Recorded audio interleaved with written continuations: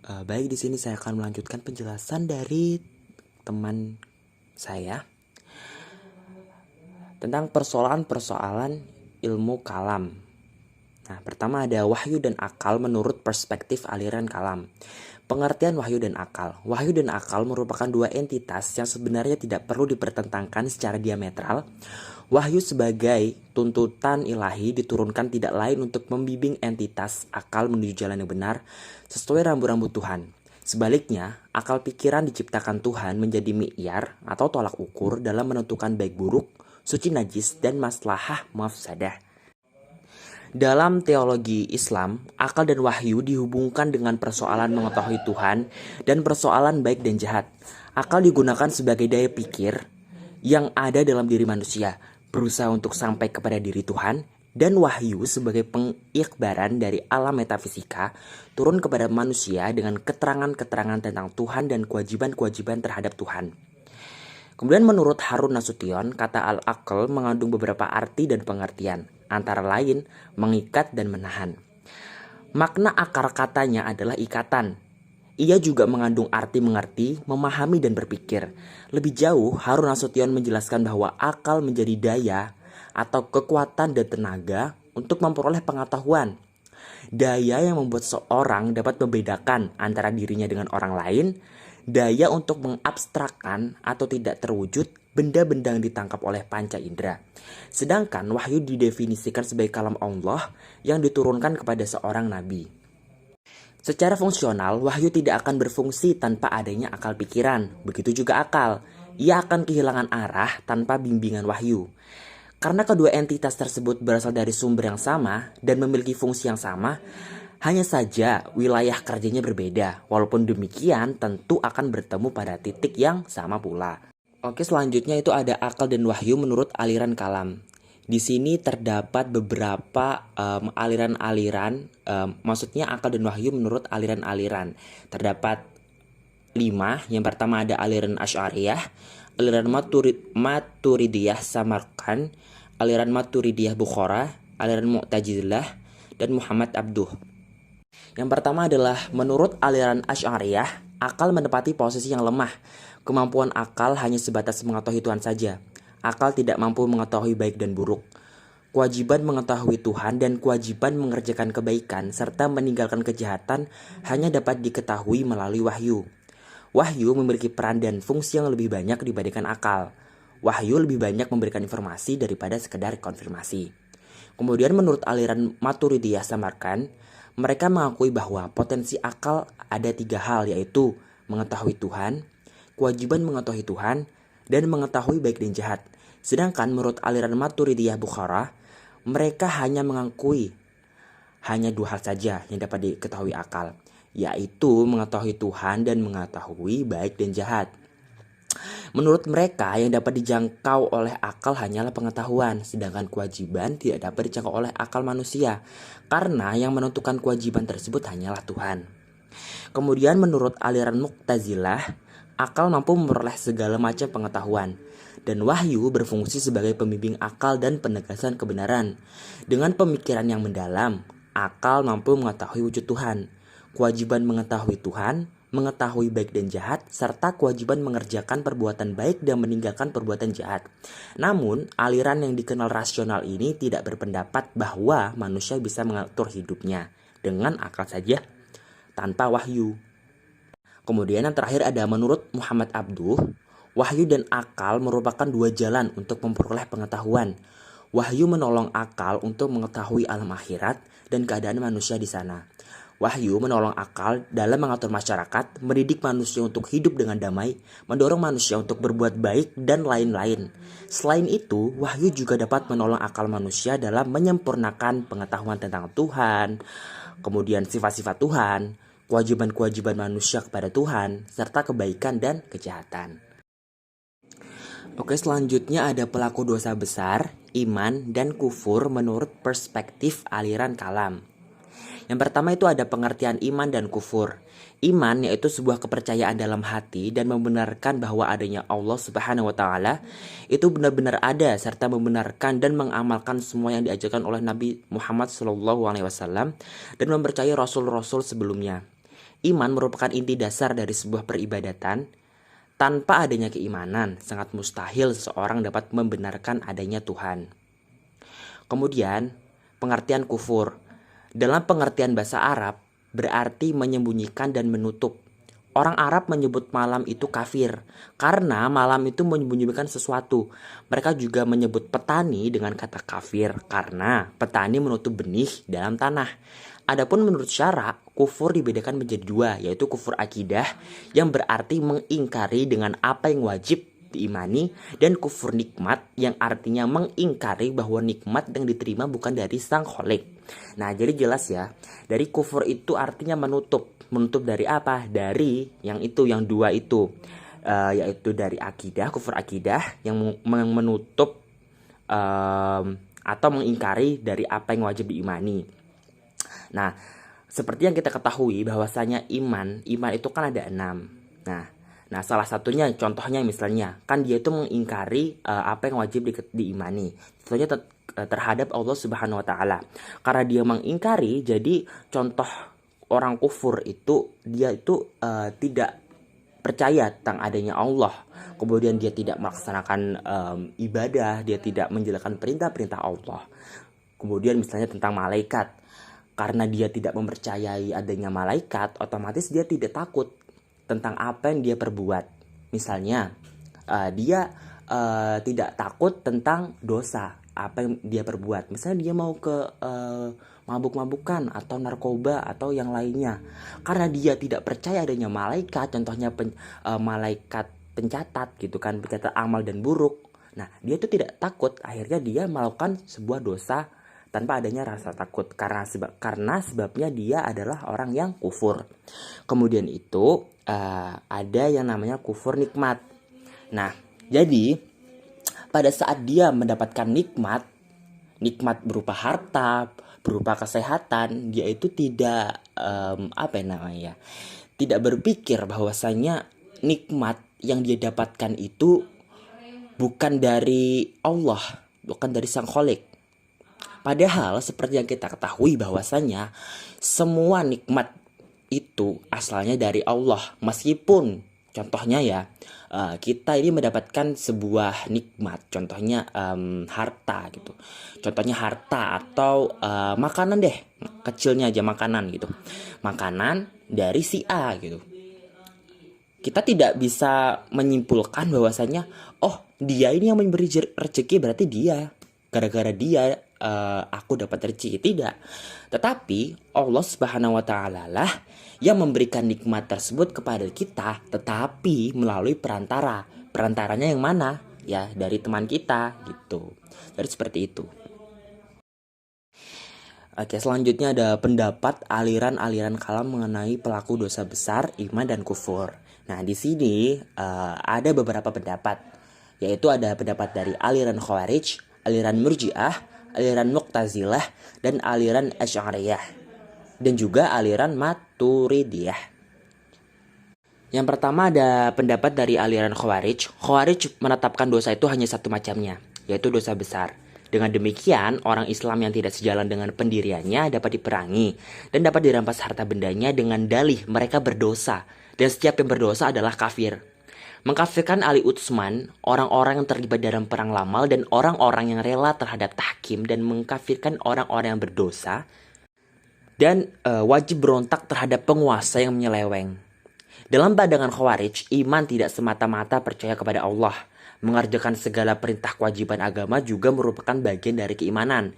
Dengan demikian, siapapun yang menyatakan dirinya beriman kepada Allah dan mengakui Muhammad adalah Rasulnya, tetapi tidak melaksanakan kewajiban agama dan malah melakukan perbuatan dosa, ia dipandang kafir oleh Khawarij. Nah, jadi dari pendapat aliran Khawarij kita dapat mengambil gambaran umumnya bahwasanya orang-orang yang meskipun dalam hal iman, dalam meskipun dia mempercayai bahwasanya Allah itu ada, kemudian dia mengimani, percaya Allah itu ada, kemudian mengikrarkan gitu, membaca syahadat dan lain-lain, tetapi jika mereka melakukan perbuatan dosa secara tidak langsung atau umumnya mereka itu adalah orang-orang yang kafir. Nah, itu menurut aliran Khawarij.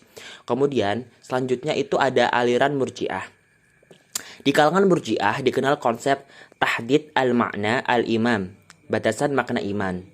Menurut mereka, iman cukup dengan pembenaran dalam hati. Ini adalah pembahasan dasarnya. Namun, pembahasan ini berkembang tatkala berbicara bahwa mengikrarkan dengan lisan merupakan rukun iman. Menurut mereka, iman mempunyai dua rukun, yaitu membenarkan dengan hati dan mengikrarkan dengan lisan. Nah, jadi aliran Murji'ah itu berbeda dengan aliran yang sebelumnya, yaitu Khawarij. Nah, kalau menurut mereka iman itu mempunyai dua rukun. Yang pertama membenarkan dengan hati. Nah, jadi dia tuh harus meyakini benar-benar itu bagaimana iman tersebut, apakah percaya gitu kan adanya Allah, adanya Rasul, kitab dan lain-lain. Kemudian mengikrarkan dengan lisan. Contohnya membaca dua kalimat syahadat. Nah, seperti itu.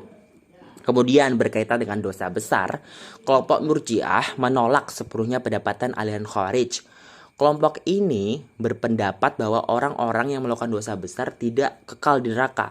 Sebanyak apapun dosanya, hal itu tidak menyebabkan mereka kafir. Menurut mereka, orang Islam yang berbuat dosa besar tetaplah mukmin dan tetap ada kemungkinan masuk surga karena keimanannya.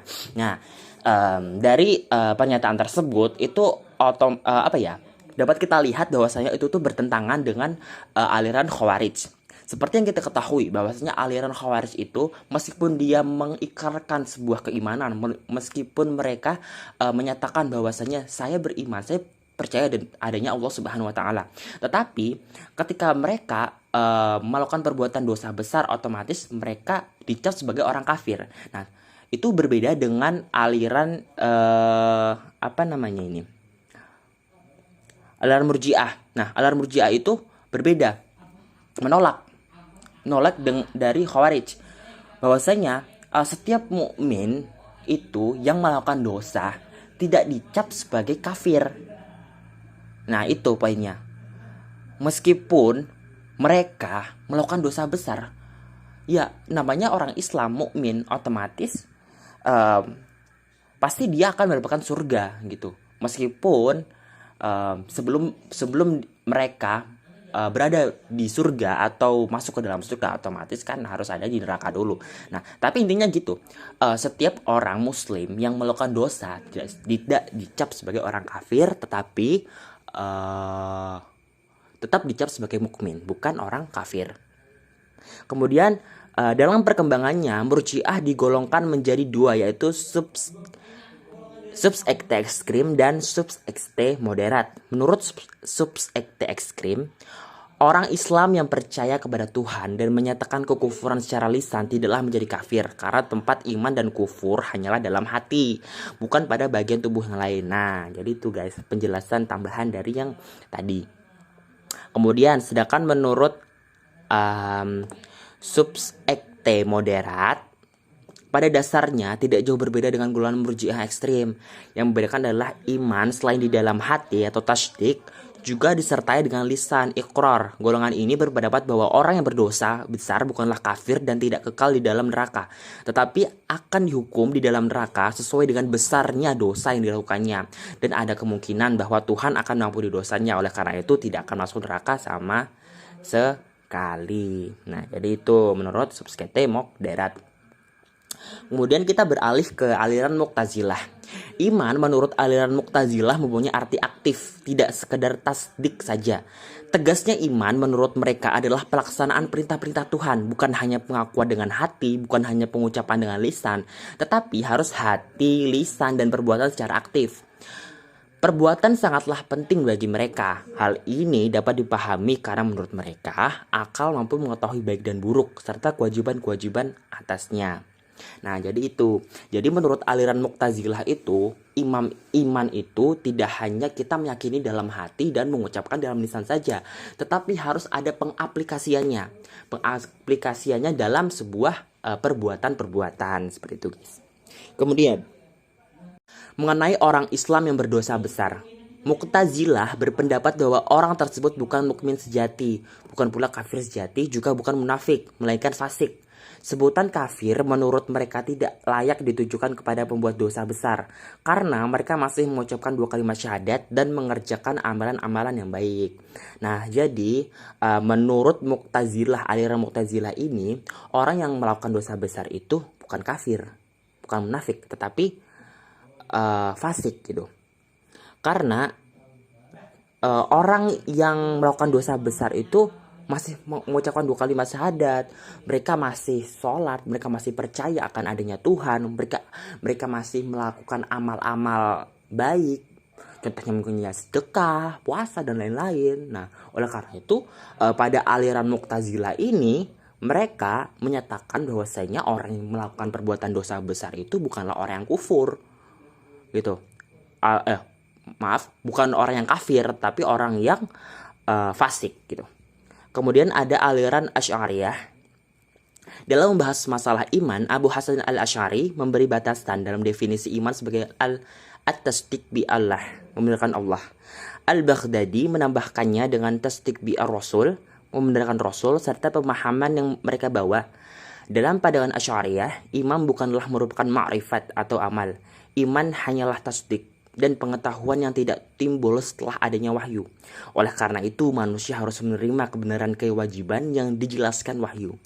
Orang dikatakan beriman jika ia mengakui keesaan Tuhan, membenarkan kerasulan Muhammad, dan membenarkan kewahyuannya. Manusia dianggap kufur jika ia keluar dari yang diimaninya. Nah, itu menurut aliran Asy'ariyah.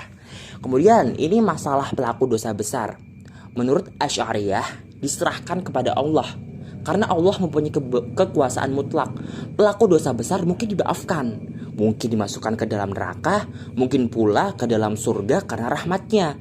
Pelaku dosa besar tetap dianggap mukmin, bukan kafir, karena masih memiliki keimanan. Tetapi karena ia melakukan dosa besar, maka ia menjadi mukmin yang fasik. Nah, itu menurut Asy'ariyah, guys. Jadi menurut Asy'ariyah itu semua tergantung dari Allah nantinya. Kedepannya tergantung dari Allah. Kita ibaratnya wallahu alam gitulah.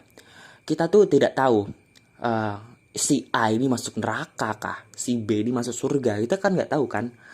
Bisa jadi orang yang kita lihat itu jarang sholat dibandingkan dengan orang yang sholat itu bisa jadi yang jarang sholat, yang kita lihat jarang sholat itu yang dapat surga gitu kan, dapat surga gitu. Yang sering sholat itu yang neraka, karena kita tidak tahu seluk beluknya mereka itu seperti apa. Apakah mereka memang benar-benar melakukan ibadah atau hanya ria gitu kan. Nah, di samping itu kita kembali lagi dari aliran Asy'ariyah ini. Semua amal gitu kan nanti masuk ke neraka kah atau surga itu nanti Allah ini yang nanggung. Allah ini semua di tangan Allah. Mungkin saja si A misalnya Allah masukin surga gitu karena amal-amalnya gitu, karena